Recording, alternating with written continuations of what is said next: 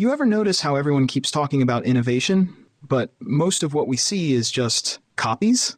Another AI tool that looks like yesterday's AI tool. Another startup trying to be the next Uber. It's like the whole world is stuck copying homework. And then there's Peter Thiel, the guy who co-founded PayPal with Elon Musk, was the first big investor in Facebook, and basically has a talent for spotting billion-dollar ideas before anyone else even believes in them. And he wrote a book called 0 to 1.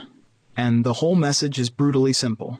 The future gets built by people who create things no one has seen before, not the people who copy what already exists. So in this video, I'm breaking down the 4 biggest takeaways from the book in a super simple way, and by the end, you'll be able to spot opportunities most people completely miss.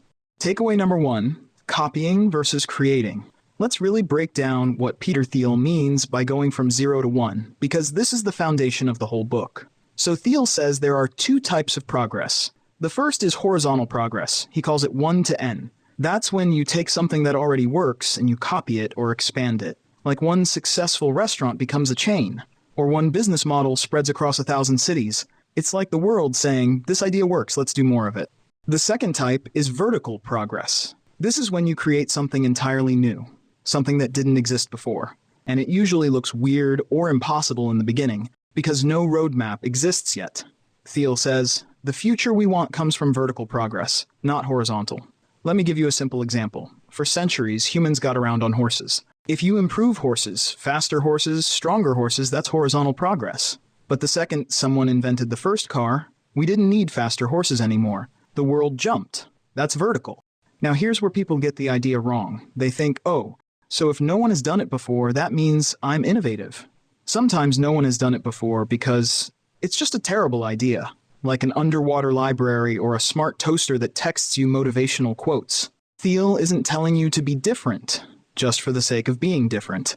He's saying you need something new and something true, what he calls a secret. That's why Airbnb worked. Before Airbnb, the idea of strangers sleeping in your house sounded insane. But the founders saw a secret. People would do it if trust and convenience existed. The idea wasn't random. It was a new solution to a real painful problem. Same with the iPhone. Before it came out, every company kept copying each other. Smaller buttons, bigger buttons, shinier plastic. Everyone stayed stuck in 1 to n mode. Apple looked at the entire phone industry and went, why are we still using buttons?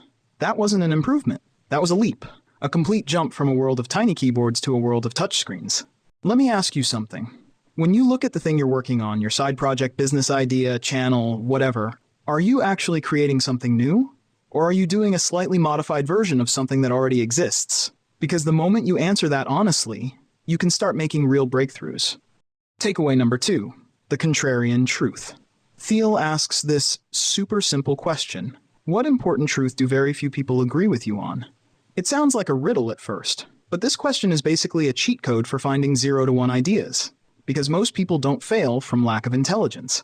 They fail because they chase ideas everyone already agrees on.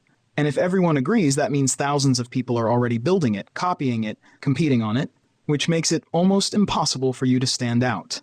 Contrarian truths are different. They're things that are true, but the world hasn't realized it yet. Or they realized it, but they refuse to accept it. Let me give you a few real-world examples.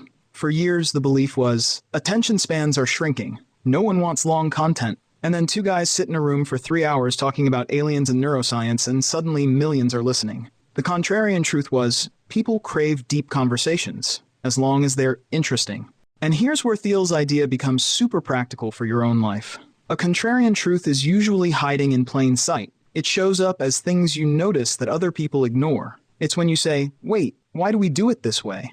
And everyone else says, because that's just how it is. Think about Tesla in the early 2000s. The truth everyone believed was, electric cars suck, nobody wants them, and they can't ever compete with gas cars. But the contrarian truth was, people actually do want electric cars. They just don't want boring electric cars. That insight created an entire industry. Or look at early social media. Back then the belief was, no one wants to share personal thoughts online. That's weird. The contrarian truth. People love expressing themselves. They just need a place that's easy and fun. That truth didn't sound obvious at the time. And here's the part I really want you to hear. A contrarian truth is not the same as a weird opinion. It's not, I think pineapple belongs on pizza. It's not, let's open a gym that only operates at 3 a.m. That's just random. Thiel makes this distinction in the book. A real contrarian truth must be two things: different and true. If it's different but not true, that's delusion.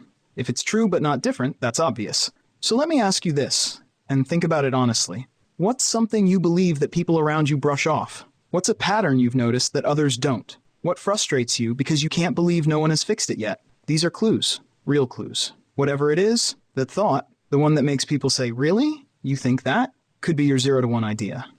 Takeaway number 3, monopoly thinking.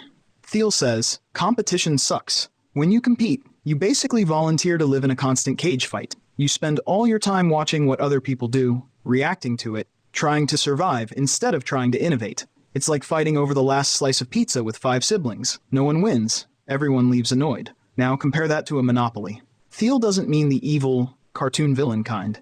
He means something way simpler. A monopoly is a company that does something so well, it has no real competition.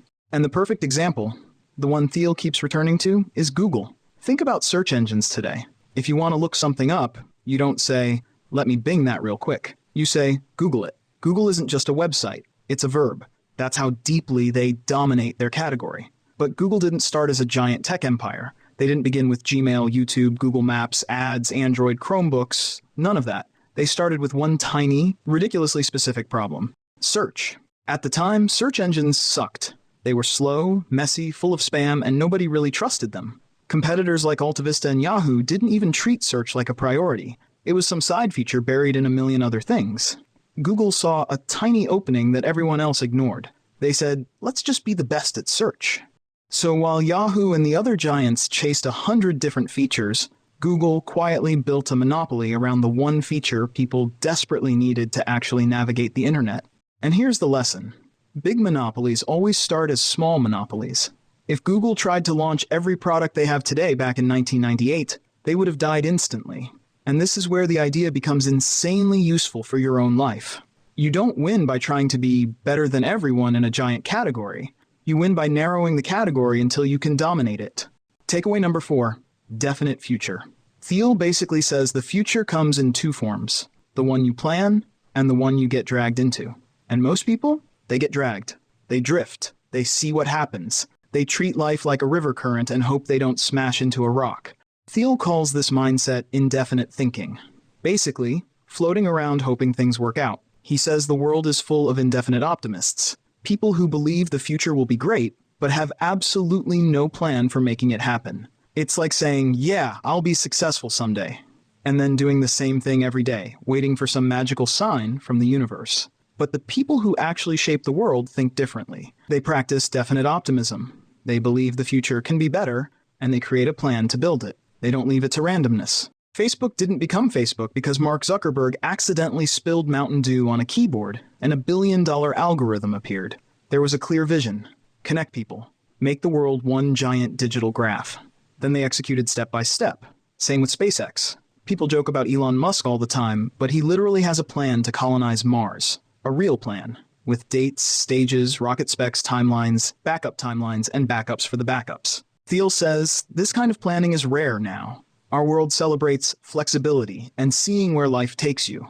And sure, flexibility helps when your food order gets messed up, but it's a horrible long-term strategy for building a career, a business, or a future. If you don't pick a direction, you drift.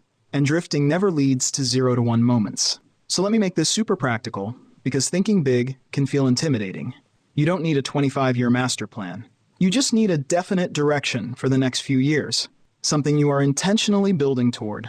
Imagine you set a 3-year plan like, in 3 years, I want to be the go-to personal branding consultant for creators under 25. Now, every decision becomes sharper. What skills do you need? What projects do you take? Who do you learn from? What do you ignore? Suddenly, the path stops feeling random. The point is simple. Specific plans beat vague dreams. Even if you change the plan later, it's still better than drifting. So let me ask you something right now. If your future could look exactly the way you want it to be in 3 years, what would that look like? Seriously, think about it. Where do you live? What kind of work do you do? What do your days look like? Who do you help? What problem do you solve? Once you answer that, even roughly, you've already taken the first step into definite optimism. If you want more videos like this, hit that like button, and if you haven't subscribed yet, come on. You're already here. Let's build this future together.